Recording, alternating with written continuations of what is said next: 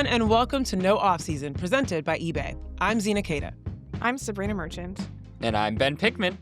And today on the show, the 2019 WNBA Draft class was a landmark group for the league, celebrated for its depth, versatility, and the immediate impact.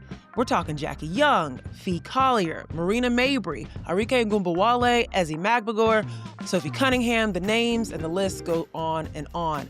And 7 seasons later, we're asking the big question, what if the teams had the chance to draft again, especially knowing everything we know now? So today, just for a little fun, as we're in the in-between, WNBA offseason drama and NCAA starting, we're going to redraft that 2019 class, not based on hype or projections, but on how these players have actually developed, performed, and shaped the league.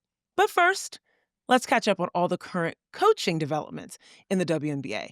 Last Friday, the Portland Fire officially announced the hiring of Alex Sarama, an assistant coach with the Cleveland Cavaliers, as their new head coach, a move that general manager Vanja Trnjevic says aligns with the team's long-term vision.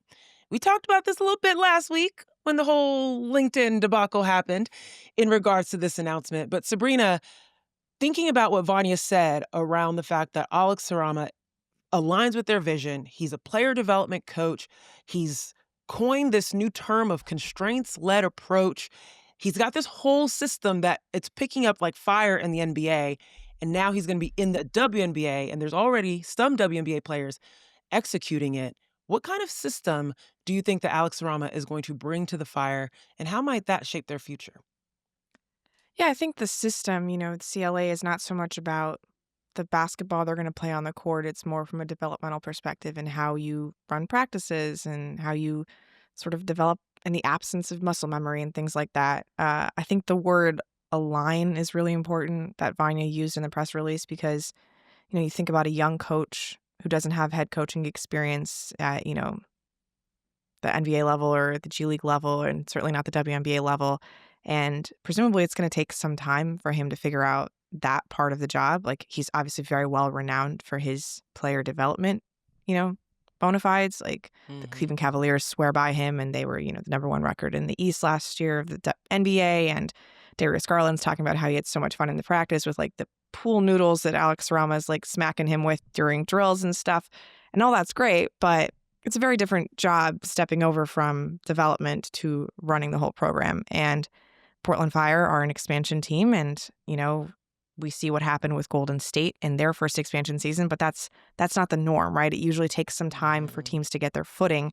And my only hope is that, you've made this hire, presumably a person that Vanja Trnjevic really likes and is, impressed with and believes in his potential, but I think it's going to take some time, and ownership, front office, the coach all have to be aware that it's like a runway, right? And we've seen so many of these jobs in the WNBA where they don't get time, right? Chris Kilclanis got 1 year. Teresa Weatherspoon got 1 year.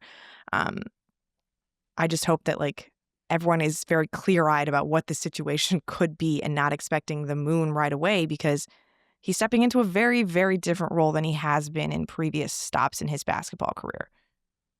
Yeah, being someone that was the director of player development that did so well in doing so, then gets the promotion to being an assistant coach, very different than calling the X's and O's and being in charge of not only the development of players, but the actual execution out on the floor. This is an interesting, route for Portland to go with, especially considering what we've seen with some of these other first-year head coaches that were assistants, that did a lot of player development work, but had not been in those big-time shoes. So we'll see what happens with Alex Sarama, but that's not the only job that's available and that's open that Alex took off the board, Ben. You've been covering the WNBA coaching developments, really getting into the nitty-gritty of who's interviewing and all the above. It's pretty interesting so far. Any insight on what team might be next to make a move? Next, not exactly sure. I mean, the other openings, we should say, New York Liberty having parted ways with Sandy Brondello, Seattle Storm, Noelle Quinn is out there, Toronto, obviously an expansion team, much like the Portland Fire. And then what am I missing? The Dallas Wings, as you mentioned, Chris Kilclanis out after 1 year. I think all the searches seem to be in very different points. I mean, one of the interesting little pieces of hang-up gossip that I learned for my story for the end of last week was that Sandy Brondello, whose name, has been linked to and has talked with Dallas, Seattle, and Toronto. She was on vacation around 10 days ago or 2 weeks ago, and that kind of held up, per people I talked to, some of the coaching cycle. And it's just kind of funny that, like, a real life vacation, more power to Sandy Brondello, put a pause in the process. From my reporting, that the Toronto Tempo search kind of centers around Sandy Brondello, though she is also a candidate in Dallas and in Seattle. Not a candidate in New York. The New York Liberty have been targeting, or looking at, I should say, coaches with a lot of NBA experience or NBA G League experience. Mm. So that's a wide range of names that ranges from former players like Lindsey Harding and Christy Tolliver, the top assistant of the Phoenix Mercury, to names who are, in the NBA or NBA G League circles. Will Weaver, a former assistant coach of the Nets, the Brooklyn Nets, has interviewed with the New York Liberty, or Joseph Blair, who is a former assistant coach of the Wizards and the Timberwolves, and now the head coach of the Houston Rockets G League team. He is also interviewed for the New York Liberty. So their search is kind of all over the place, I guess. And we should say, when we publish these stories, like, this is only a sampling of the names. It's what we can learn and what we can confirm. That doesn't mean that they've only talked to 4 people or 5 people or 3 people. It's just all that we know 100% right now. First and foremost, when I've read that part about Sandy Brondello being on vacation and basically holding up this whole kind of coaching domino effect, shout out to you, Sandy. Shout out to you for not allowing anyone to pressure you out of enjoying your time off. But I imagine the second she comes back, as you mentioned in your piece, that it will kind of tick off the next if she takes her job, whether it's in Dallas, whether it's in Seattle, or that would be up. I think that would be it. Then, the next opportunities will be filled. I'm curious, as you kind of laid out some of these folks that are in the G League circle, in the NBA circle, we talked about the fact that Vanya Chernovich in Portland just hired Alex Sarama, who was in NBA Europe, essentially NBA Madrid, cross paths with her from that NBA international perspective. What do you find in the conversations? What are you finding that teams are valuing in terms of experience and also like crossover? Because we know the number one thing that people have been talking about is, why aren't former players getting more of an opportunity? And Lindsey Harding was in that conversation, Brianne January, Christy Tolliver, of course. But you're also looking at some of these coaches that are tied to the NBA or tied to overseas, or, where do they fit into this conversation? Yeah, I mean, before even thinking about the ties and how many years someone has been an assistant, I think right now we're really in an era where people need to think about the alignment, as Sabreena said, that kind of relational alignment between the top basketball executive, the person making the hiring, and the head coach, right? Vanya Mhm. Chernovic and Alex Sarama, they work together at the London Lions in London. They have familiarity from there. They have philosophical alignment. If you look at some recent hires from last offseason, Sidney Johnson, he was a former Chicago Sky assistant. Yeah, he had some experience coaching on the men's side, but he had a very close relationship with John Thompson, the former Georgetown coach who was involved in the Washington Mystics hiring search. We saw Chris Koklanis obviously has that relational history with Kurt Miller when he was getting that job. That's not to say that is the only reason someone gets a job, but that familiarity with people, I think, really does go a long way in terms of making these possible decisions, right? In the Dallas Wings Yeah. situation, one of the names that, we've heard has been interested or is linked to this job, Nikki Collin, right? She is the current Baylor head coach. Well, Kurt Miller has known Nikki Collin for more than 2 decades. They worked on a staff together all the way back, I want to say it's 2001, with Colorado State. So that kind of personal, again, this is someone you're going to work with, that you're basically hitching your wagon to, that you need that alignment with. And so that is really, really important. And that, I think, is a starting point for a lot of these searches, more than, how many years have you been an assistant coach? Did you Right. work in the NBA? Like, this stuff comes first. It's about the people and the connections. And then I think, frankly, a lot of the other factors that you mapped out, Zena, come from there. What's also interesting, Ben, you just mentioned that John Thompson was part of the Sidney Johnson search for the Washington Mystics. And the whole concept of the search is interesting, especially on the basketball side of things. We know that they have these big search firms look for the executives and, the folks that are in the big front office positions. And then some teams use search firms for their coaches and some don't. Jonathan Kolb just said he wasn't. And we know that that might not be the case for other teams. Can you break that down? Like, Is that something Jonathan Kolb has done in the past? Is this something that's pretty normal for teams to utilize a search firm? Yeah, I don't know what New York has done in the past as it relates to search Mhm. firms. I will say last offseason, three franchises, I guess, yeah, at least three used search firms. And there's a number of kind of reasons for that. Number one, it helps you kind of create a broad candidate pool. One reason that someone, though, explained to me that I think is kind of interesting as it relates to why a search firm is used is it provides a team with I guess, a team and candidate with some plausible deniability, some cover, so to speak, in case your candidate Mm, is interested. And that's when someone like real. me calls and says, hey, have you interviewed with this person or have Right. you been in contact with this person? And they can say, well, no, they haven't. And they're not lying to someone like me or to Sabreena. The search firm has kind of serves as the intermediary for Fair. the team and for the agent. And so that is another benefit of using a search firm for a lot of these teams. You can both create a wide network and yeah, you might not Yeah. think about it, but you can create some deniability, plausible deniability in the actual search as it progresses. That's especially helpful if a team swings big or is like, Sure. trying to get the biggest names out there. You know what? That makes me think about any news headline I'm thinking of, like in all sports now. Teams being like, no, we haven't talked to them. It's like, technically, you're right. Right. You haven't talked to them. The search firms have. Interesting. Okay. I like it. All right. Well, on the other side of the break, we're going to talk about the 2019 redraft, but we'll definitely keep you guys posted on everything that's going on with these coaches.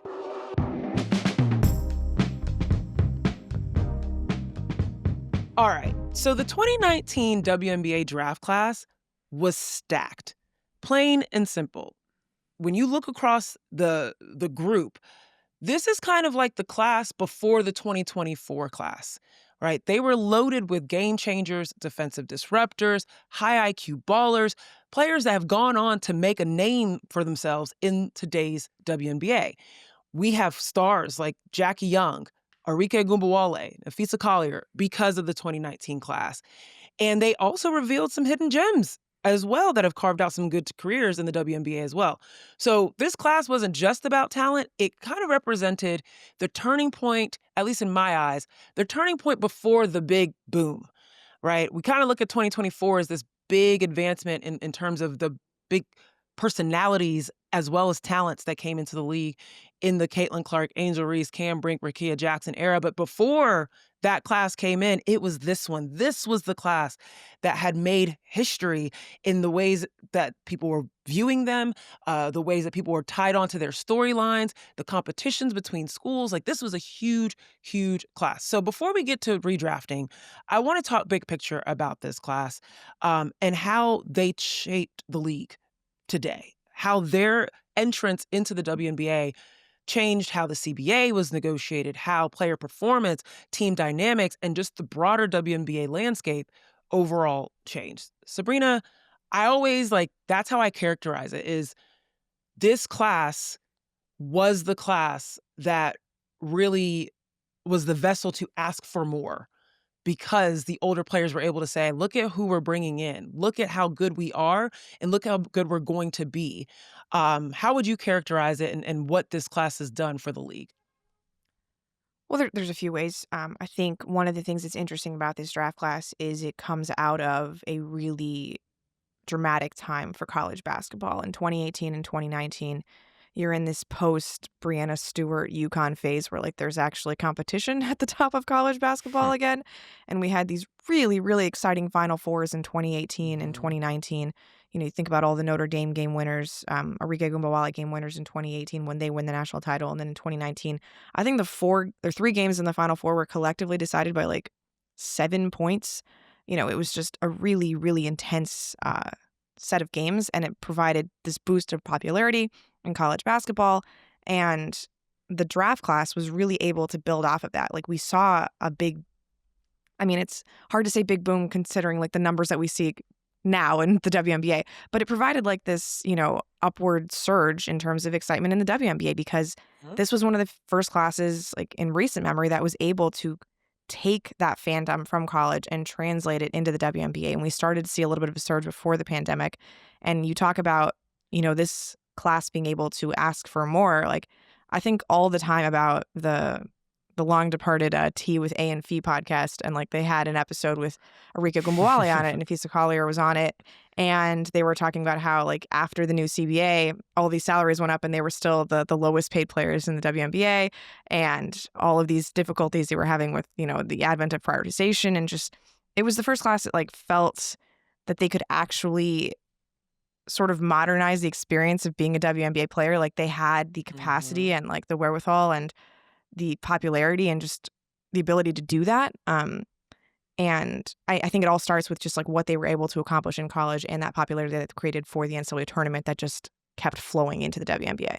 I appreciate that you map all that out, Sabreena, because for me, like, I think this class is just important because of the on-court impact that they have made. Like the sheer number of players who have contributed from this group is simply more than any other class in recent memory. I'm going to throw one statistic out. If you use Basketball Reference, they have a win share statistic, and it's kind of a catch-all impact statistic.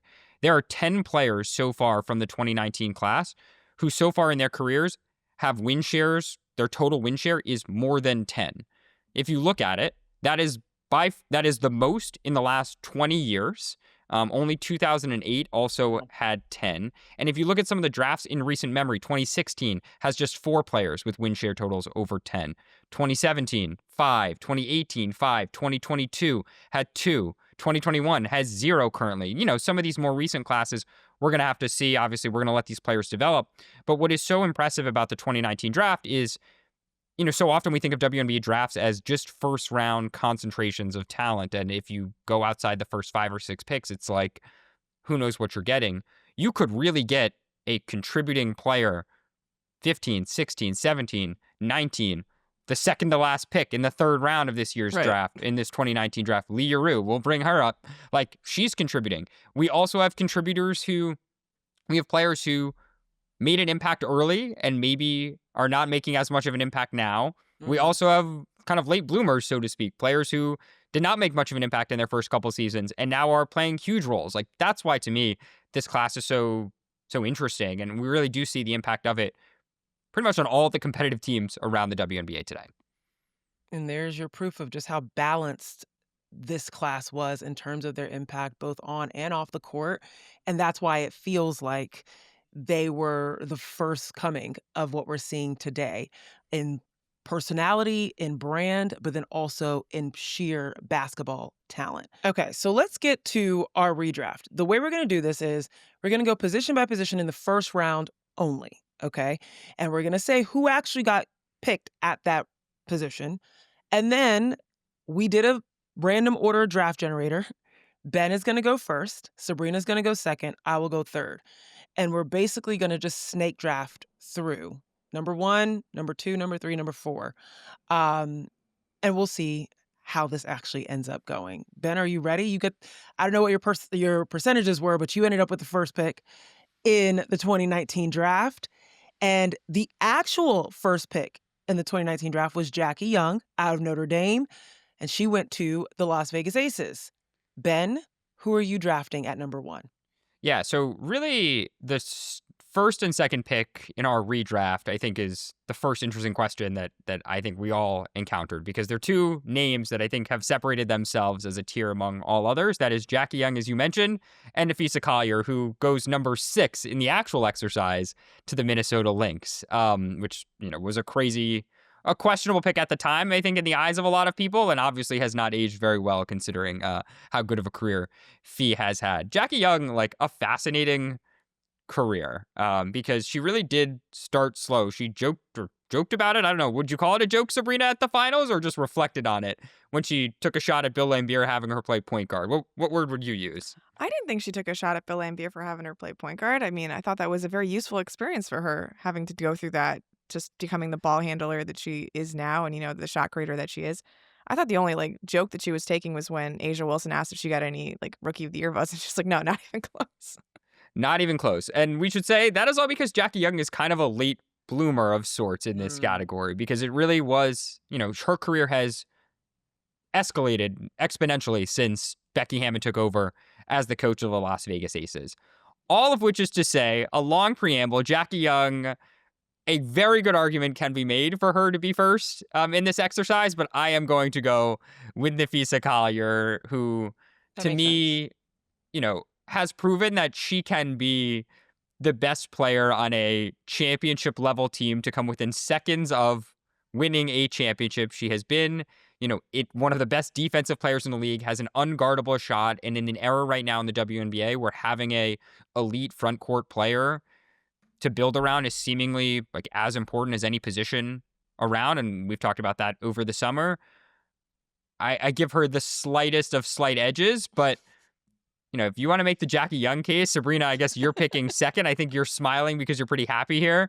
No real issues there.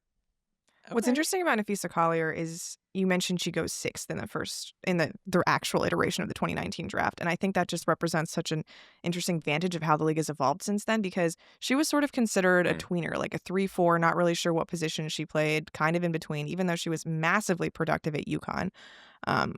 I think, an All-American her last 3 seasons at UConn.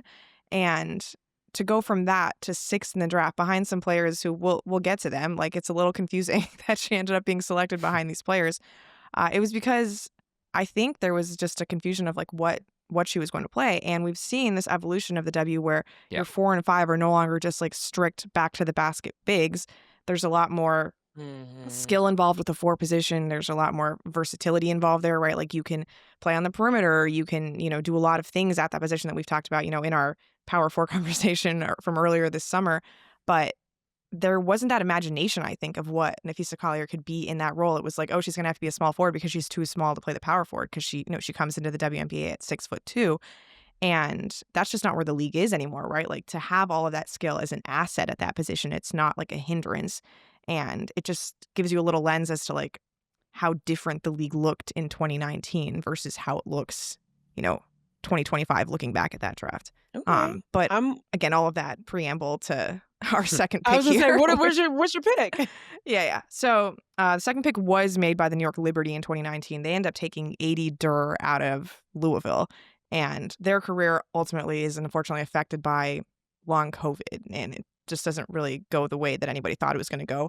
But in the redraft, I think it's interesting that we have decided that there's a tier of 2 players, because there is another player in this draft who is like a multi-time All-Star, a scoring champion, and like pretty much an iconic player. And I'm not even considering her here because it's pretty clearly Jackie Young for me at number 2, 2-time Olympian, 3-time champion, just an unguardable wing. She was a bit of a late bloomer, but that part of it is because she came out of college early. Like, she left after 3 years to join the WNBA because she could by the age limit. Just a little peek back into the 2019 draft. It was, nobody knew who was even going to be in the draft like 3 days before it happened. You think about all these players in the Final Four who have an opportunity to exercise an extra year of eligibility.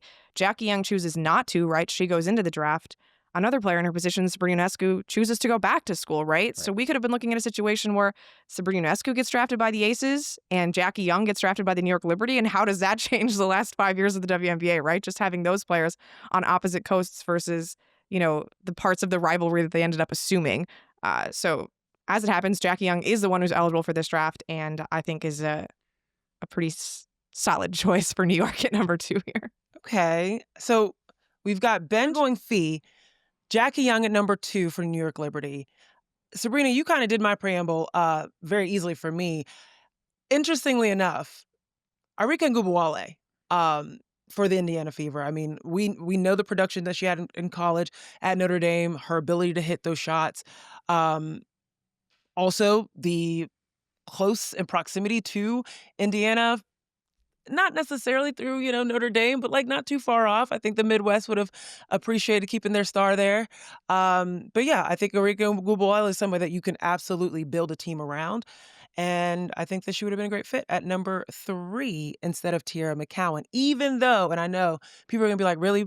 You're a big, Zena. How dare you not go with a big in this moment? I do think that Tierra McCowan is one of those players that we would put in that tier of started out well. I think the situation in Dallas did not play out well for her, of course, her ending up being waived this season from the team. But still thinking about who would I build a team around and out of this draft and pick high, it's got to be Arike for me. No qualms there. I think Arike, a star at Notre Dame. You mentioned it. We should say Notre Dame, too, has 5 players in this draft go in the first 19 Yeah. picks. It's a historic class for them.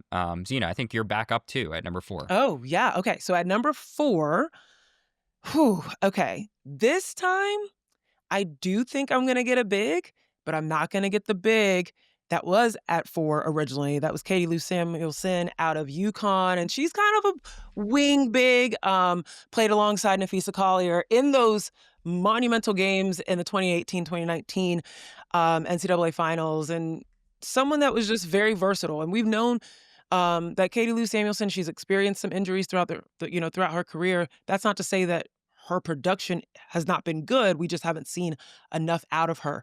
But one player that I have seen a ton out of, and I do think that the situation she finds herself in now in Minnesota has allowed us to see not only her defensive prowess, but just how much of a connectivity person she is, a glue person she can be for a team.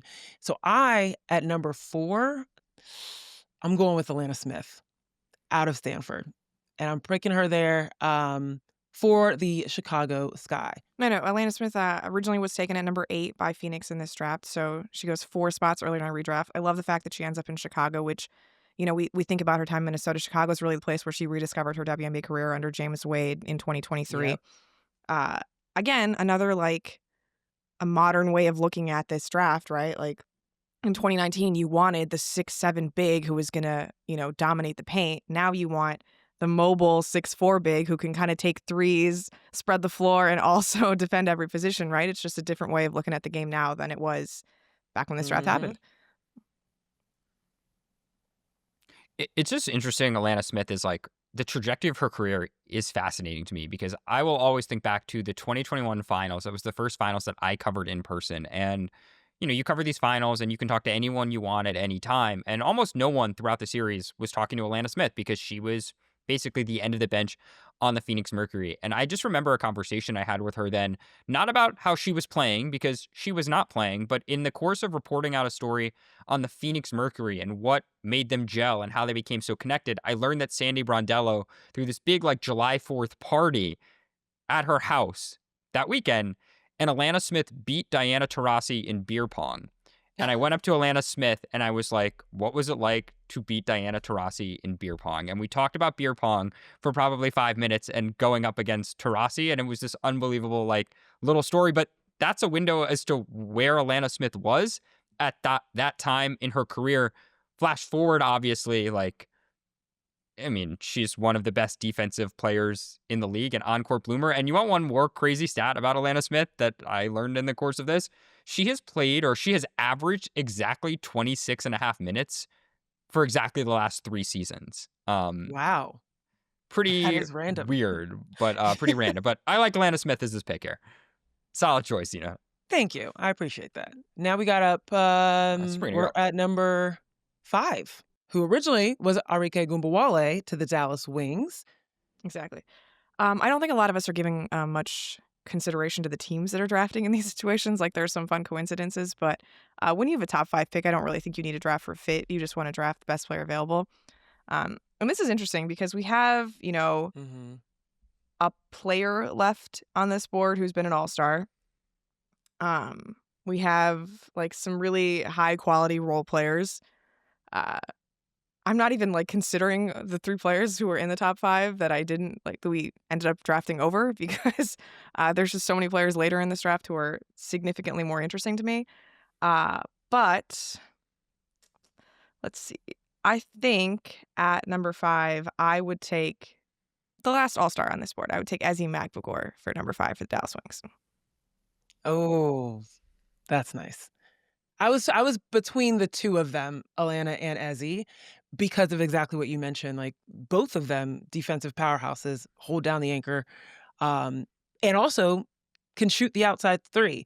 Alana a little bit better than Ezi. I actually don't know if Depending on that's what year you look statistically at true, it. but from Yeah. just watching the game, I feel like Alana pulls it so much quicker than Ezi does, and Ezi typically finds herself in that top of the key versus Alana just a little bit of everywhere, especially wings and corners too. But I I like this pick a lot, and you're right. The agility of the forwards is something that we value much more because looking at the fact that Tierra McCowan was the number 3 pick out of Mississippi State and her former Dallas Wings, like Twin Tower, Kalani Brown was also a top pick. Like this shows there was a different mindset around what was important, especially in trying to like build your future of a team.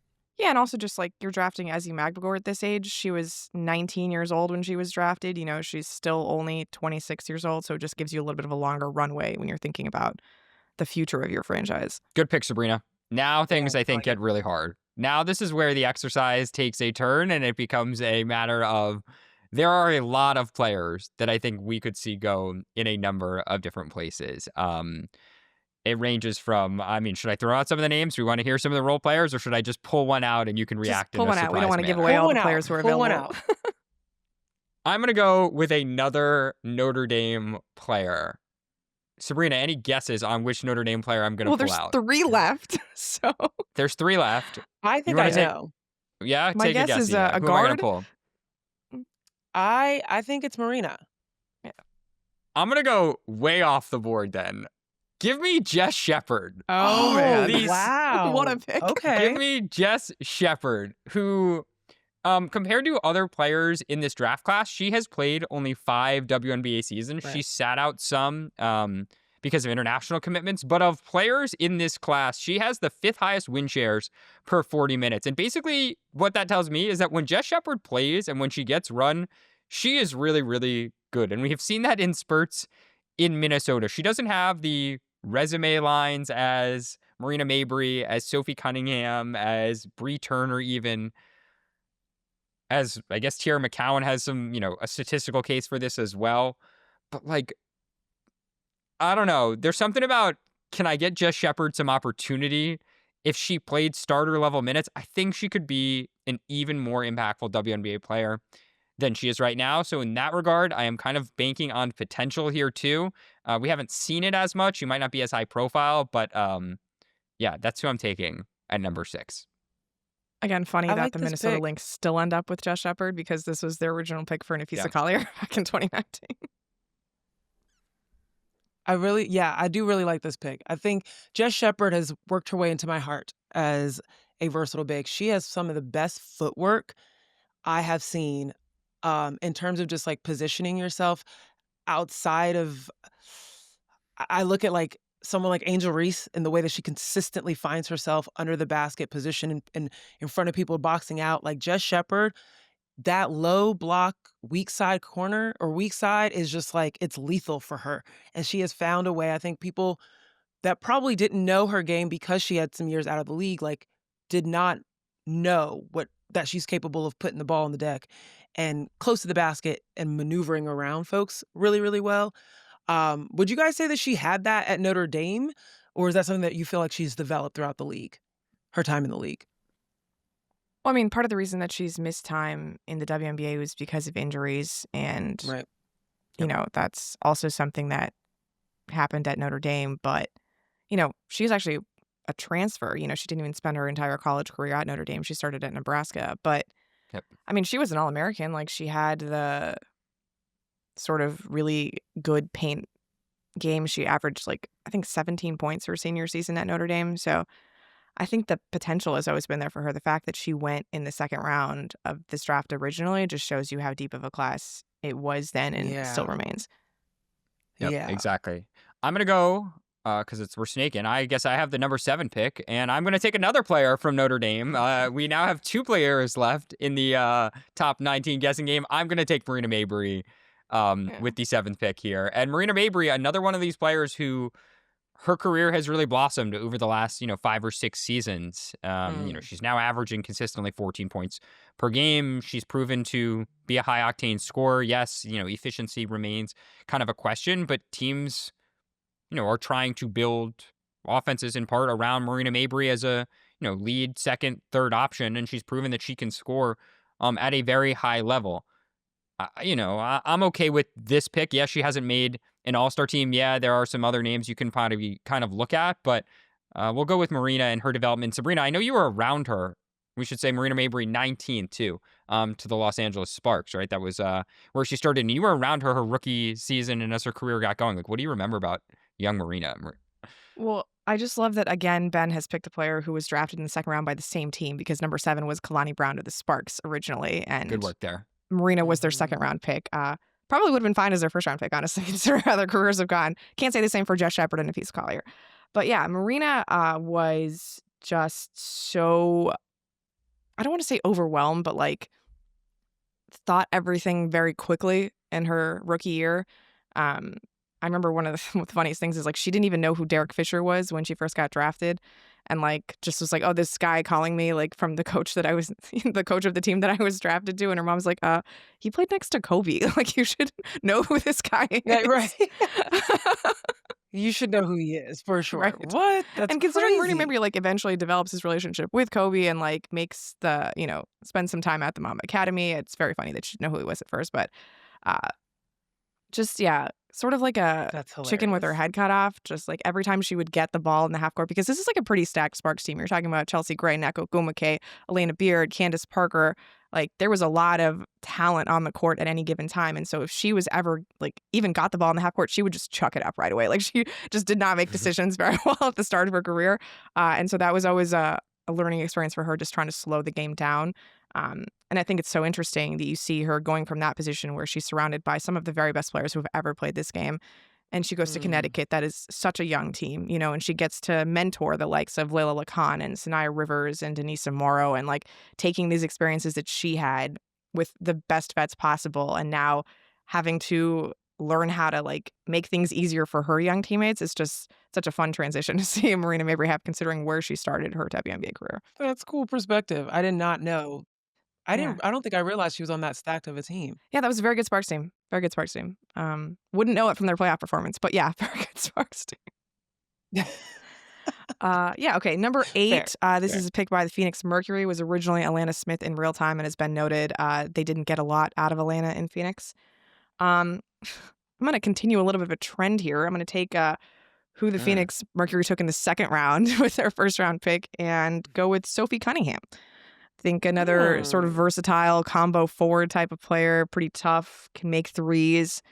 Like having her as your teammate in the right situations, but just another player who positionally makes a lot more sense in the modern era of the WNBA than she might have in 2019, but just a hell of a shooter, a hell of a scorer coming out of school. Like she basically put Mizzou basketball on the map when she was in college, and obviously there was a lot of comparisons to like her feisty personality and Diana's feisty personality when she got in Phoenix, and I think that was a good spot for her. So why not let's just keep her in Phoenix, just at a different draft order.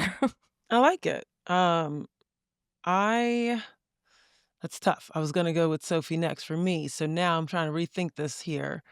Number 9 had Christine Anigwe from the Connecticut Sun, out of the UK, originally born. I'm I'm actually gonna go away from the trend of choosing a player. Oof, I mean, you could do it though. I really could do it because their second round pick was Bridget Carlton, and I'm like, but I Good. kind of want the person that went right after her, and that is Kennedy Burke out of UCLA. Wow. And I really just believe that Kennedy Burke had been sitting as just a landmine hiding on the New York Liberty's bench. And we are now seeing her capability of, again, being able to shoot the lights out. I mean, she led the WNBA in three-point percentage for majority of the season this past year. Now, were her attempts on par with some of the other guards in the league? No, but still, the efficiency was ridiculous. Then her ability to come off the bench and just constantly be a connector between starting lineups and the bench for the New York Liberty, especially as they had personnel missing throughout the season. Like, Kennedy Burke has kind of come into her own now, and I can only imagine if she would have gotten a sooner runway under the likes of, who was already in Connecticut at that time, which I believe Morgan Tuck was still playing. And was in Connecticut, and Jonquel Jones is on that team, who she eventually plays with, obviously, in New York. And we know Alyssa Thomas was on the team. Morgan Tuck was on that team. Morgan Tuck, to me, is a person that she really could have learned from the perspective of like coming in as a sixth player, coming in as someone that's a role player, and then finding a little bit more of your game alongside some of these big stars. And then, of course, Brianna Jones was on that team too. So Kennedy Burke, someone that has kind of evolved as like this small forward, big power forward, really. I think that Connecticut would have been a great place for her to kind of land and learn from. So I'm going to go with Connecticut over Bridget. I might regret that, but we'll see. To me, I would have gone with two other bigs, I guess, over Kennedy Burke here. Okay. I totally respect the choice, but I think we're having a little bit of Tierra McCowan recency bias slander, considering Oh, what sure, her sure, career sure. has meant. I mean, Tierra McCowan goes number 3 in this draft, to the Indiana Fever. You want to take a guess how many players since 2010 have averaged at least 10 points and at least 7 rebounds over the course of their first 6 seasons? Anyone have a guess there? Such a random First 6 stat, man. seasons. It's First like 6 one of those seasons. social graphics. What a random stat is correct. I feel Well, like that's like I have 3 no players. concept of how to answer Since this. Yeah, 2010? Yeah. It is 4 players, and it is Brianna Stewart, Yep. it is Tina Charles, it is Neko Gumake, and it is Tierra McCowan. They are the only 4 Wow. players in the league since 2010 who averaged at least 10 and 7 through their first 6 seasons. I thought Which is Asia all would to be on that say list for sure. that Okay. Tierra Yeah. McCowan, might not be the ideal big for this moment in the WNBA, but like she can still contribute in a WNBA environment. She has proven to be a contributing player, Yeah. across the WNBA. So, yes, I see the Kennedy Burke, the shooting, the career year. I just want to throw Tierra McCowan's name because Yeah. I'm a little nervous that as we near the end of the first round here that she wasn't going to get picked. And You have another pick, Ben. It wasn't going to happen. yeah, we'll see how the board shakes out here. There's some Okay, other names okay. too, but I just Oh. want You I can't just get wanted to on make sure Zena's she got case her for not due. taking her at number 9 if you weren't going to take her at number 12, okay? Right. I honestly considered her at number 6, so I thought about it Yeah, at so number then you 6 all shouldn't the be way up worried there. that she's not going to go No, by I think number you have 12. a point, Ben. I do think that we are not only biased by the type of basketball we're seeing now, right? This like movement, 5 out, being able to shoot and switch with whomever's in front of you. Like I think we are absolutely biased, and I think that's probably why I'm like Tierra McCowan was a double machine in her last year in Dallas, like or before the year prior to her being waived. Like she was constantly putting up numbers. It was just a matter of like us yelling at the TV to be like, get her the ball, put the ball inside, like figure it out. So yeah, no, I think I am a little bit biased. I do have another pick. And now I'm like, did you influence me? I don't know. Because I feel like I might now go get Bridget Carlton. But I'm like, I don't know. I feel like I just really, really like Bridget Carlton. I think, she's obviously a contributing guard to what Minnesota has built over the last few years. And we saw that she's like bout it this year. I didn't know that Bridget Carlton was ready for some action out on the court. And we saw that in action this season. And I was like, okay, Bridget Carlton. So not only are you a really good shooter, not only are you someone you could be, that can be dependent upon to guard, but you also are about that action. So I feel like I want to go get Bridget Carlton. Oh, okay. Now I'm worried about Tierra, but go ahead. I think Sabreena, are you okay? Yeah, okay, I'm tempted to just like stick with the same pick because I love Bree Turner. I think she's been a pretty excellent contributor over her 7-year career in the WNBA. We saw her just show up when Indiana needed her and like provide some good switchability on defense. And her offensive game is just a little too limited for me to want to take her in this spot.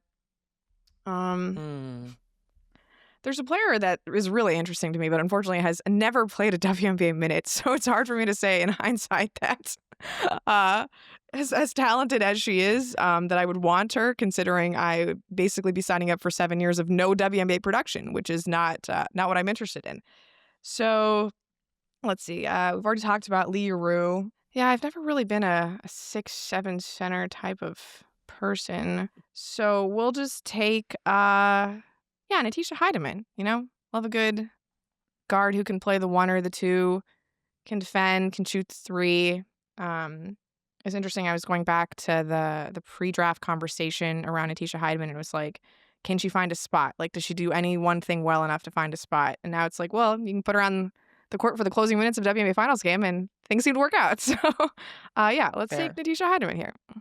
I think it's a good pick, Sabreena. It is a super good pick. Napheesa Collier, another kind of like, when we talk about contributors from this draft class, I think this is what speaks to the depth of the class overall, right? That a player like Napheesa Collier goes number 18 to the Minnesota Lynx, fittingly enough, where she has, now had this resurgence.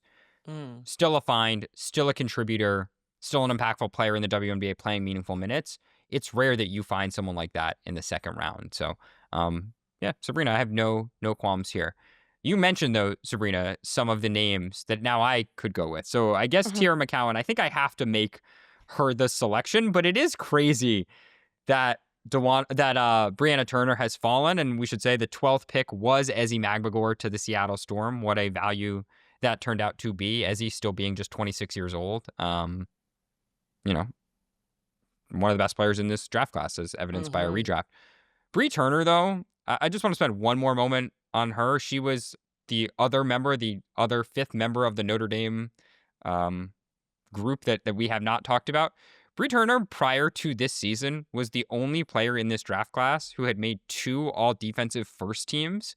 Prior to this year again, she was still the only member of this class to be top 4 in defensive player of the year voting twice.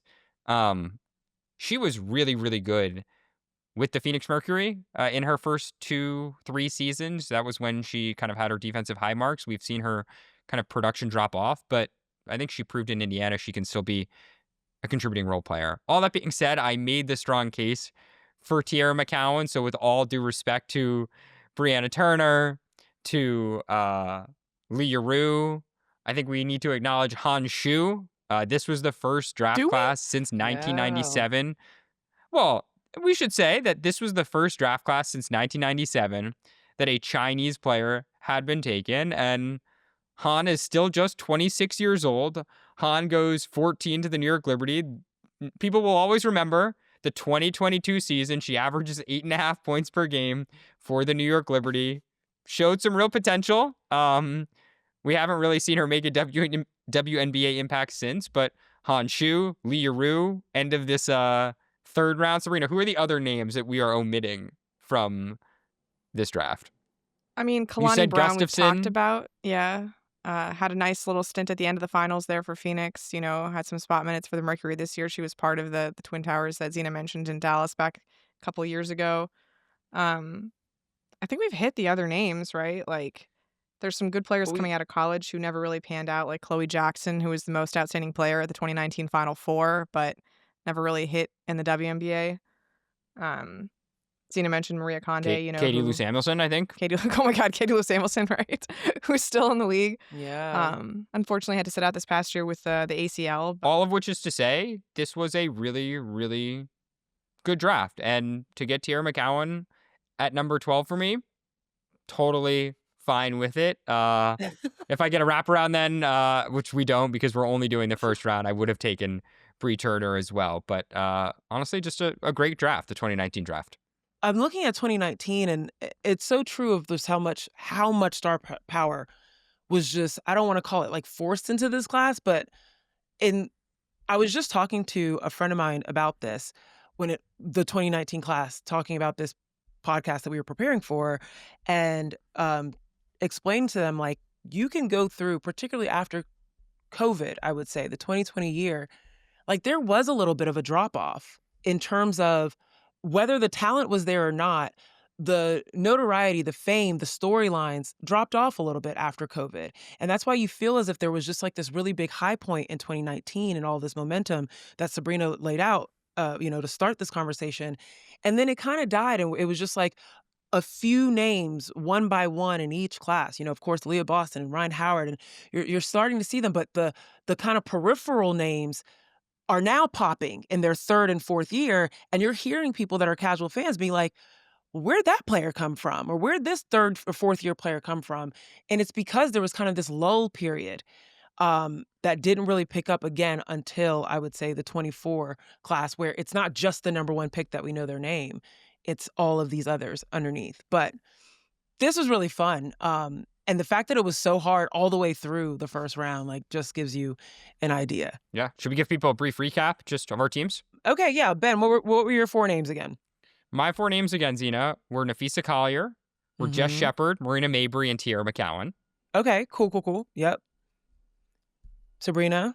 I ended up with Jackie Young, Ezzy Magbagor, Sophie Cunningham, and Atisha Heidemann. Okay, nice. I ended up with Arika Ngubawale, Alana Smith, Kennedy Burke, and Bridget Carlton. A lot of shooting on my team. I think we trended a certain direction coming at this 6 years later. Yeah, definitely. Well, that was a little fun 2019 redraft. Definitely let us know what you thought of our redraft. Did we miss anyone in that second and third round?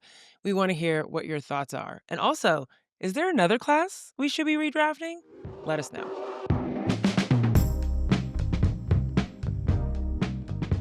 Guys, that's all we've got for you today. A little quiet around these parts as the CBA situation continues to brew.